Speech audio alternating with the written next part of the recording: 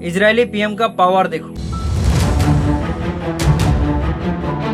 I want to do something I've never done before. Israel ने संयुक्त राष्ट्र में ऐसी आग लगाई कि कई देश उठकर भाग गए। Place order in the hall. Israel के प्रधानमंत्री बेंजामिन नेतन्याहू चुपचाप देखते रहे और संयुक्त राष्ट्र का पूरा हॉल खाली हो गया। इजराइल ने संयुक्त राष्ट्र में एक ऐसा तहलका मचाया है जिसने पूरी दुनिया को हिलाकर रख दिया है। तो रुको जरा, सब्र करो। दरअसल 7 अक्टूबर को इजराइल में हुए आतंकी हमले का गुस्सा अपनी आंखों और शब्दों में लेकर नेतन्याहू संयुक्त राष्ट्र में भाषण देने आए और इसी दौरान कुछ ऐसा कर दिया जो आज तक नहीं हुआ। इसी दौरान बेंजामिन नेतन्याहू ने अपने कोट पर एक QR कोड लगा लिया और इसका राज भी दुनिया को बता दिया। अबे जल्दी बोल, कल सुबह पनवेल निकलना है। नेतन्याहू ने ऐलान किया कि उन्होंने यहां आने से पहले पूरे गाजा को लाउड स्पीकर से घेर दिया है ताकि संयुक्त राष्ट्र में दिया गया उनका भाषण एक एक फिलिस्तीनी और हमास का एक एक आतंकी सुने। इसके अलावा नेतन्याहू ने गाजा के लोगों के फोन हैक करवाकर अपना भाषण उनके मोबाइल पर भी लाइव स्ट्रीम करवा दिया। तो इजराइल चाहे तो वो किसी के भी देश में घुस कर उसके दुश्मनों को ठोक सकता है, ये बात आप जान लिया। वो चाहे तो मोबाइल हैकिंग करके या कंप्यूटर हैकिंग करके, टीवी हैकिंग करके किसी को भी मौत का नींद सुला सकता है, जैसे ईरान में किया। तो वो चाहे तो भारत में भी उनका दुश्मन जो बैठा है उनको भी सुला सकता है, लेकिन वो ऐसा नहीं कर रहा है। उसका कारण कि वो भारत को सम्मान करते हैं, वो अपने भारत को माता मानता है। आइए अब आपको इजराइल का असली खेल दिखाते हैं। दरअसल जैसे ही नेतन्याहू संयुक्त राष्ट्र महासभा में बोलने आए तो कई पश्चिमी और मुस्लिम देश हॉल छोड़कर भाग गए। जलवा है हमारा। Place order in the hall. ये सभी नेतन्याहू इजराइल और इजरायली बंधकों का मजाक बना रहे थे। आजकल दुनिया में सही को गलत बोलना फैशन हो गया है। इसी कड़ी में कई यूरोपीय देशों ने इजराइल को गालियां देनी शुरू कर दी और फिलिस्तीन को मान्यता देनी शुरू कर दी। अब हॉल छोड़कर भी वही लोग भाग रहे हैं। और हाँ, भारत में बैठे इजरायलियों का गद्दार दुश्मन को भी ठोक सकता है। हालांकि भारत का वो रेस्पेक्ट करते, इसलिए भारत में वो ऑपरेशन नहीं चला रहा है। बहरहाल नेतन्याहू ने इन सभी को जाने दिया। उसके बाद एक नक्शा निकाला। नेतन्याहू ने बताया कि इजराइल ने अभी तक क्या क्या हासिल कर लिया है। सबसे पहले नेतन्याहू ने कहा कि यमन में हूथी आतंकियों का आधा हिस्सा चला गया। गाजा से हमास का आतंकी याह्या सिनवार भी चला गया। लेबनान से आतंकी हसन नसरल्ला भी चला गया। सीरिया से बशर अल असद का शासन भी चला गया। इराक में कुछ आतंकी बैठे हैं, लेकिन वो अब हमसे डरने लगे हैं। अगर उनके नेताओं ने इजराइल की तरफ आंख उठाया तो वो भी चले जाएंगे। समझ रहे हो? समझ रहे हो ना? इसके बाद नेतन्याहू ने दिखाया कि कैसे ईरान के शीर्ष सैन्य कमांडर और उनके शीर्ष परमाणु वैज्ञानिक भी चले गए। यहाँ सबके चले जाने से मतलब है कि सबको मार दिया गया है। ये बड़ी अच्छी बात कही है। आइए आपको पहले ये बयान सुनवाते हैं, उसके बाद और भी तगड़ा खेल दिखाएंगे। Half the Houthi leadership in Yemen gone. Yahya Sinwar in Gaza gone. Hassan Nasrallah in Lebanon gone. The Assad regime in Syria gone. Those militias in Iraq, well, they're still deterred. And their leaders, if they attack Israel, will also be gone.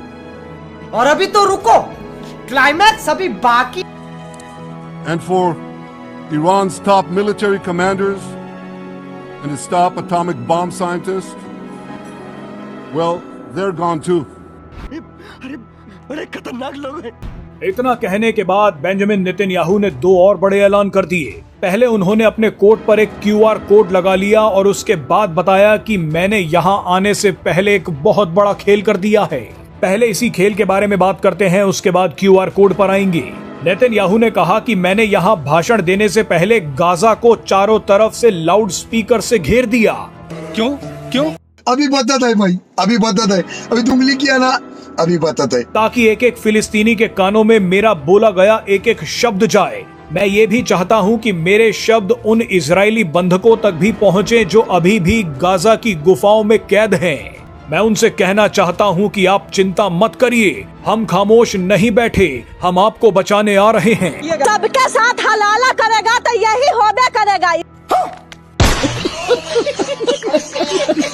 Netanyahu ने कहा कि Israeli खुफिया एजेंसियों के विशेष प्रयासों से मेरे ये शब्द गाजा वासियों के मोबाइल फोन पर भी लाइव स्ट्रीम हो रहे हैं। बताइए, नेतन्याहू ने अपना भाषण लाउड स्पीकर्स के जरिए पूरे गाजा को सुनाया। गाजा के एक एक व्यक्ति के मोबाइल में अपने भाषण को लाइव स्ट्रीम करवा दिया। इसे कहते हैं असली धमाका। आइए ये बयान भी सुनिए। I want to do something I've never done before.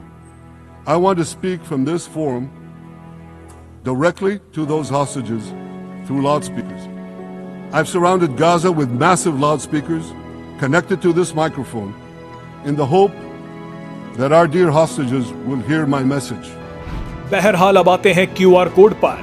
Netanyahu ने कहा कि दुनिया के ज्यादातर लोग 7 अक्टूबर को इजराइल पर हुए आतंकी हमले को अब शायद भूल चुके हैं, लेकिन हमें वो हमला याद है। इजराइल 7 अक्टूबर को कभी नहीं भूलेगा। अगर आप ये भूल गए हैं कि 7 अक्टूबर को क्या हुआ था, तो आप मेरे कोड पर लगे QR कोड को देखिए। आप अपने फोन को उठाइए और जूम करके इस QR कोड को स्कैन कीजिए। आपको पता चल जाएगा कि 7 अक्टूबर को क्या क्या हुआ था। यानी इस QR कोड में हमास की हैवानियत कैद है और कैसे इजरायली लोगों को बंधक बनाया गया, वो भी इस QR कोड के जरिए दुनिया को दिखाया गया है। ये बयान भी अब आप सुनिए। Much of the world no longer remembers October 7th, but we remember. Israel remembers October 7th. On that day, well, I'll tell you, you can remember October 7th too. You see this large pin here? It's a QR code. What I ask you to do is hold up your phones, zoom in, and you too will see why we fight and why we must win. तो वो चाहे तो भारत में भी उनका दुश्मन जो बैठा है उनको भी सुला सकता है, लेकिन वो ऐसा नहीं कर रहा है। उसका कारण कि वो भारत को सम्मान करते हैं, वो अपने भारत को माता मानता है। भारत का सम्मान करते हुए वो अपने दुश्मनों को बख्श रहा है। लेकिन आपको मैं बता दूं, अगर फ्यूचर में इजराइल ऐसा कुछ करता है तो हमें अपने देश पे हमला नहीं मानना चाहिए उसे, क्योंकि वो अपने दुश्मनों को मौत का नींद सुलाएगा। और वही तो भारत का भी दुश्मन है, जो इजराइल का दुश्मन है, जो इंसानियत को कायम नहीं रखना चाहता है। ऐसे लोगों को अगर इजराइल ठोकता है तो भारत पे हमला नहीं माना जाना चाहिए। लेकिन भारत के लोग मानेंगे, भारत पे हमला मानेंगे, इसलिए वो कार्रवाई नहीं करते हैं। वरना चाहे तो वो भारत में बैठे उन गद्दारों को भी